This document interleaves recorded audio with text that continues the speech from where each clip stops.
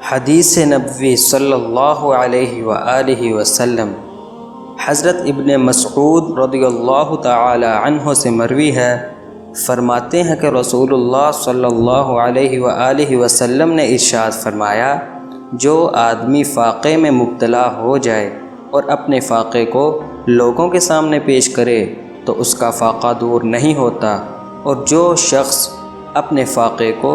अल्लाह तबारक व तआला की खिदमत में पेश करे तो अल्लाह ताला उसको जल्द या बदेर हिकमत खुदावंदी के मुताबिक रिज़्क़ अता फ़रमाएगा।